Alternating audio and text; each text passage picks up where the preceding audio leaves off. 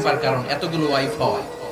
2 number কারণ হচ্ছে social কারণ। আমার নবী সামাজিক ছিলেন, বিশ্বনবীর রাইট হ্যান্ড ছিল আবু বকর।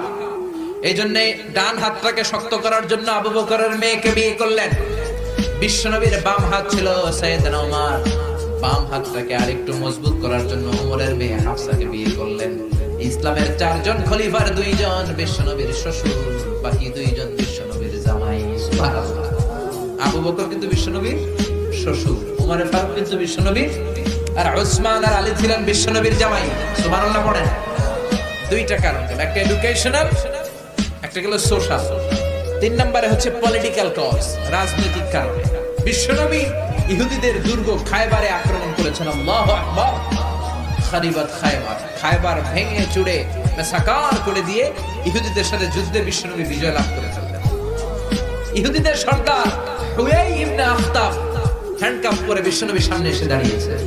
বিশ্বনবী ছিলেন দয়ার নবী, মায়ের নবী। সাহাবারা বললেন, ও নবী, হুয়াই ইবনে আখতাবের একজন কন্যা আছে, বিধবা।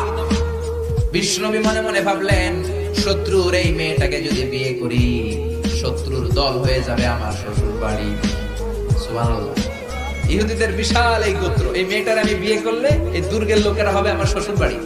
বিশ্বনবী প্রস্তাব দিলেন, তুমি আমার সাথে বিয়েতে রাজি আছো কিনা? সাফিয়া নামক ওই মহিলা রাজি হয়ে গেলেন। বিশ্বনবী বিয়ে করলেন। ইহুদিরা কয়, হায় হায়, এতদিন মুহাম্মাদের সাথে মারামারি করতাম, এখন মুহাম্মদ হইছে আমগো বেয়াই। কি হইছে? ইহুদিরা কয়, আর কিলাকিলির দরকার নাই, সবাই পড়লা ইলাহা ইল্লাল্লাহু মুহাম্মাদুর রাসূলুল্লাহ সাল্লাল্লাহু আলাইহি সাল্লাম। এই পলিটিক্যাল কারণে আরো একটা বিয়ে বাড়ছে। এই সাফিয়াকে বিয়ে করেছে পলিটিক্যাল কারণে। এরপর বনি মুস্তালিকের যে সর্দার, তার মেয়েকে বিশ্বনবী বিয়ে করেছে পলিটিক্যাল কারণে।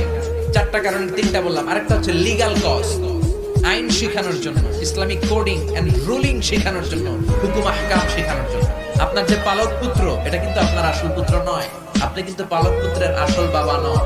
যে তাকে জন্ম দিয়েছে ওই জনক লোকটাই হচ্ছে তার আসল বাবা, ঠিক কি না?